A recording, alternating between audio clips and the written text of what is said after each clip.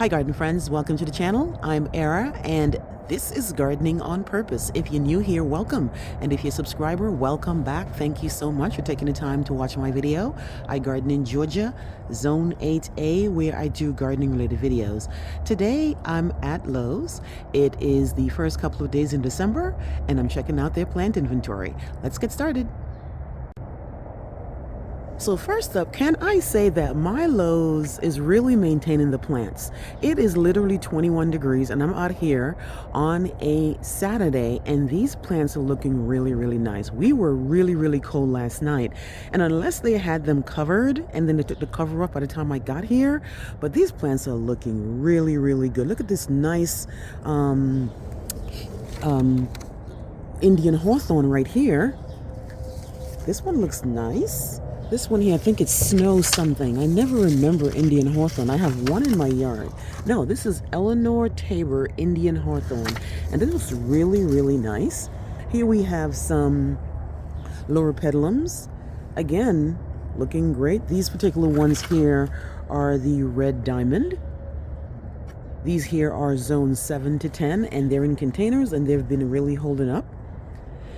And then over here, I think these are also some more Indian hawthorns. Let me check. This one is Spring Sonata. And this again is a zone 7 to 10. Looks really great and has these beautiful blueberries here in the late fall into early winter. Here we have some gardenias. These are in 2.5 quarts. This particular one here is Gardenia Jubilation. This one here, I believe, is a zone 7. Yes, it's a zone 7 to 10. And that's the beauty, guys. Here in Georgia, a lot of the plants are geared towards, you know, zone 7, 8, 9, 10. And with all these freezes we had last week, like last week we went through 22, 23, 24, and these plants are really holding up in the lows. Next up we have, this one here is tea plant. I've never seen this one here before. It says tea plant. It says self-fertile and it is hardy to zone 6 and grows 4 to 6 feet by 4 to 6 feet.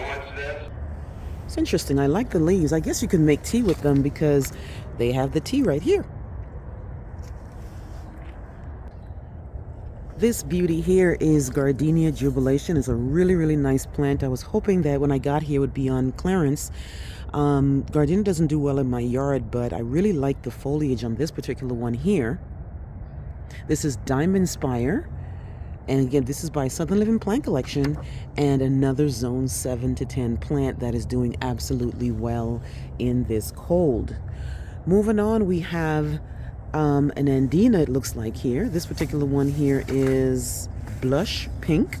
Blush Pink again is by the Southern Living Plant Collection. And this guy here is a zone 6 to 10 plant. It's a beauty. And Nandinas are evergreen. These ones here look like you can tell that they got a little cold because the leaves are a little droopy, but it doesn't look like the plant is actually hurt. And then further over here you have another plant that I love and I have a lot of them in my yard is the beautiful Obsession Nandina. This one here is hardy from zone 6 to 10 and it is a beauty. Let's see what else they have. They've got a bunch of butterfly bushes. This is the Lowe's brand of butterfly bush. Let's see what it is.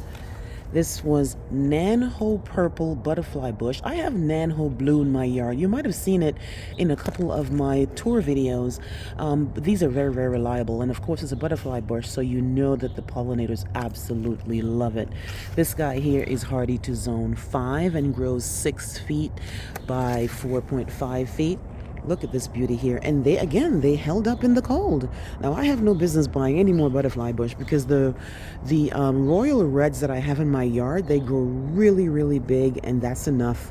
And I also have a Pugster Periwinkle by Proven Winners and of course I have the Nanho Blue. So no more butterfly bushes for me. Over here we have some conifers. This one here is Golden Mop False Cypress. It's only $9–10 and it is hardy to zones 4. Here is the ever reliable Sunshine Ligustrum. This one here is a full sun plant, and I have a bunch of them in my yard. I have them between me and my neighbor. I have them in the backyard. I have them all over the yard.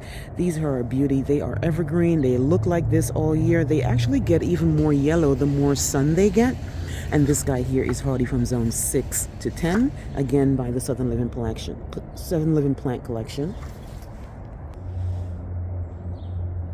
As is expected, the conifers are beginning to show their wear and tear. They have been in these pots all season, and nobody bought these particular ones here. So you can see they're already browning. Not sure if they've been getting watered or not, or whatever the reason is.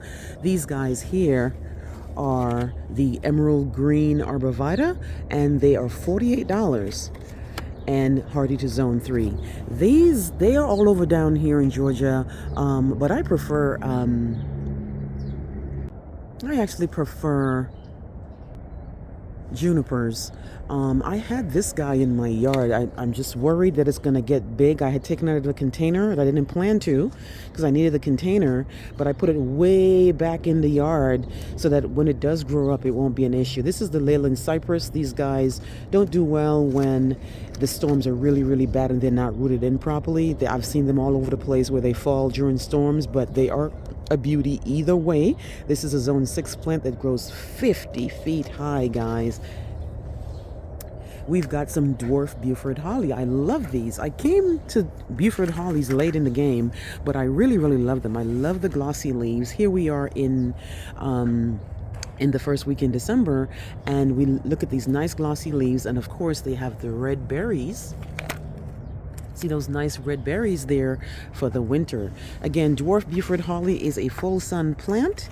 This one is only, and they're not very expensive. If I go to my guy over there and I ask him to give me this on clearance, he probably will. So I'll end up paying only $10 for a 2.25 gallon dwarf Buford holly, guys. It's a beauty. This other plant here, I have it all over my yard. Again, on the fence line, I'm trying to create a fence, and I have the recurved privet. And the recurved privet is a full sun plant that blooms in the spring. I'm not buying it for the flowers. I'm buying it. This is supposed to be really fast growing. This is a zone 7 plant. It's supposed to be really, really fast growing. And I bought it, and I bought like a bunch of them. So you're going to see them back in my ditch garden, and you're also going to see them between the fence line on my other side of my neighbor. Because I really want this to put on some serious growth come 2025. Also here we have some fragrant tea olive. This beauty here is a part sun plant, and this is what it looks like. Now the tag looks really worn and torn. I can't even see the price. I'd have to take it to the register to see how much they're charging. This is a zone 8 plant, so it's pretty much on the cusp of my zone. But I know people in North Carolina who grow this, and it's not an issue. Unless we have really, really, really bad winter, which we really haven't for a while. I think 2021 in December, on the first week of December, it was really, really bad. A lot of plants got knocked back, and some plants still haven't even recovered from that.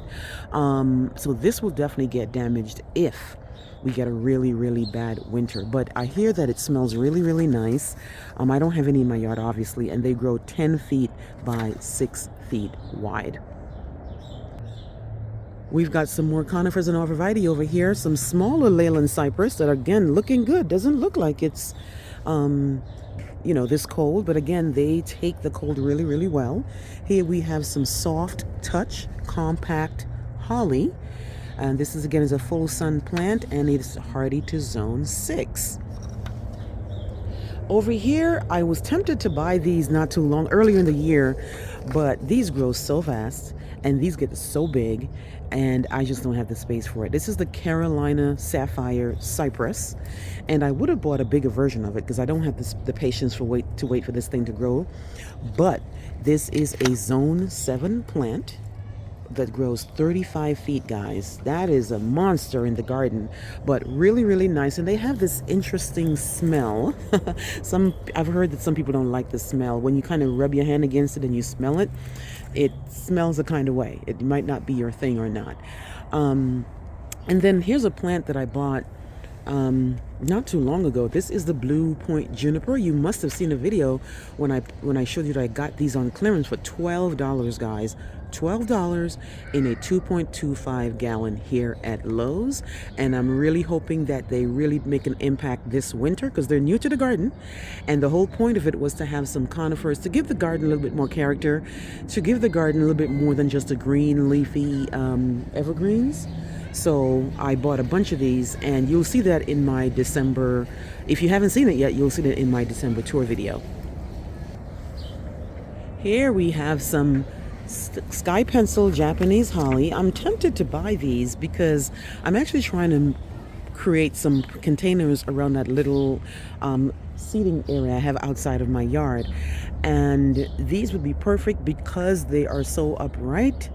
But I had bought these like 4 years ago, and they got ate up by some sort of insect, and I never actually went back and bought some, but I wonder if I did something wrong because these would be perfect for where I want to put them. This sky pencil Japanese holly is an upright columnar growth habit, and it grows 6 to 8 feet tall, and it is hardy to zone 6. It's a real nice plant for narrow areas that you can't find something that doesn't take up too much space and still makes the garden look good, and it's an evergreen. Sky pencil holly might be something you want to take a look at. Let's see what else they have. They've got a whole bunch of winter green boxwoods, and they also have the Japanese boxwoods. These ones here are part sun. And I have some Japanese boxwoods that are not doing well in my yard. They literally turn brown. Now, not brown like this, like brown, like sick brown, like about to die brown. And sadly, I'm going to have to remove them. I bought them on clearance, so it's not hurting as much as if I had bought these on full price, but it hurts nonetheless because here again are 3 plants that are going to get chucked because something happened. I don't know what I did wrong. All the other plants in the yard are doing well, but my Japanese boxwoods are not. But my Korean ones are doing quite fine. All the way over here, they have some more stuff. Let's see what they have. That looks like some more Indian hawthorns and might be some Cleyera. Let's see. Yes, Snow White Indian hawthorn. This is the one I have in my yard. Snow White. And again, I don't know what is up with the Indian hawthorns, but all their markers are looking like that. But obviously it looks like it was because it was wet and it got wiped off by somebody's finger or something. So the Snow White Indian hawthorn, again, only blooms in the spring. I know that. And these grow 4 feet by 4 feet, and they're hardy to zone 7. Over here we have some Cleyera. This particular one here is Bigfoot. This one gets really, really big, really, really big. And it is hardy from zone 7 to 10. One of the plants that I really think are they're not tall, but they actually look really nice. I never see these things not look good no matter what the weather is, heat or cold, in a container in the ground. It's Distylium. Now, I don't have any Distyliums in my yard, and one of the reasons is because they never go on sale. I mean, these things never go on sale. But they look really, really nice. They are evergreen, and they have a very insignificant looking flower or berry, it looks like. Here, you see that? This one here is the Bayou Bliss by Southern Living Plant Collection that only grows 2 to 3 feet. And hardy from zone 7 to 9. I really like Distylium. It looks really, really nice. Now, there's another one over here. I believe it's a different one. Let's see. That one was Bayou Bliss. This one was cast in bronze. This one here looks like it's going to get a bronze color on the new growth, and that is a beauty. This one only grows 3 to 4 feet by 3 to 4 feet, and it is hardy from zone 7 to 9. Really nice looking. These ones look like they're more wider, like they grow out more than they grow high. And again, only the reasons I don't have it is because they grow so wide and they're never on sale, and I really don't have the space for it. But they're looking really, really nice. Down here, they have some mood ring podocarpus. I passed these by earlier, and I really like this mood ring podocarpus. I like this, the fact that it's tall. I like the new foliage, is this color, this nice pinky color. But I feel like this is going to get seriously damaged in our winter storms. Now, if you live in the south, or especially where I am at in Georgia, in the winter, December and January, we get some serious storms. I mean, storms that sound like something's about to happen, like seriously happen. Serious thunder, a lot of rain, a lot of water, a lot of wind, and a lot of the plants get seriously damaged. Now look at how this is kind of moving in the wind. This will not probably, but I don't know. I don't have one in my yard. But I've heard of mood ring podocarpus, and it is a full sun to part shade plant that grows 10 to 15 feet tall, guys. It's a moderate grower and doesn't need a lot of water. Let me know if you have mood ring podocarpus. You see how this plant here is already spiking up? Well, one of the reasons for that is because it's in a container, right? Maybe if it goes in the ground, it won't do all that. But let me know what you think about mood ring podocarpus, if you have one in your yard. We've got some more Cleyeras right here. This particular one here is Leanne. And I have the Bronze Beauty in my yard, actually on my foundation, and my foundation is part sun, and it's doing okay. I have like 5 of them or 4, and I just don't want to move them because I feel like if I move them and put them somewhere else, they will do even better. But this guy here grows 10 to 12 feet tall, and again is a zone 7 to 10 plant. All these Cleyeras, they have these really nice bronzy, browny new foliage when they come out. They've got some more Obsession Nandinas that I mentioned earlier, and they have some agapanthus. You might have seen a video where I bought these agapanthus and I planted them, and they got hit by this cold that we got, so they're kind of laying down. But that's expected. It's a newly planted plant, and again, I believe it's hardy to zone 8. Yes, 8 to 11. So this one is again on the cusp of my zone, but look how beautiful this plant is, guys. This is a magnet for butterflies and especially hummingbirds because it has those funnel-shaped flowers. A favorite of mine is from the Evercolor series in Southern Living Plant Collection. This is Everrest Carex, and this is an evergreen grass-like plant, but it's not a grass, and it does really, really well in the shade garden. They still have some sedums. Now, you guys know I'm a sucker for sedums. Love me some sedums. This is Autumn Fire sedum that blooms in the summer and the fall, and it is $60.98, and that is simply because it is in one of those barrel-like stuff. I'm not buying a sedum for $16.98, but I probably could get it on clearance if I go over and talk to my garden manager over there. Also, we have some Autumn Bonfire. These are azaleas, and these don't look bad. These actually look the way they're supposed to look in the winter, them being a container. I love me some azaleas. These are Bonfire that are $14.98, and they are, I believe, in a 2.5 quart. And they also have some bigger ones here. Now, that's the Bonfire, and they have the Autumn Ivory, and they have a couple of Autumn Majesties. And then what else do they have here? Here they have an Autumn Angel. So again, here's what the tag looks like for pretty much all of them. Everything is like an autumn something. Autumn Bonfire, Autumn Angel, Autumn Royalty, Autumn Majesty, Autumn Fire. And some of them are hardy from zone 6 and some are hardy from zone 7. This particular one here is zone 7 to 9. And they take more sun than the old-fashioned or the spring blooming azaleas. You guys might have seen a video where I showed you my autumn carnation. It was a beauty. It did so well, and then we got hit with a cold and it got knocked back. The flowers got knocked back, but they are evergreen and they look really, really nice in the winter garden.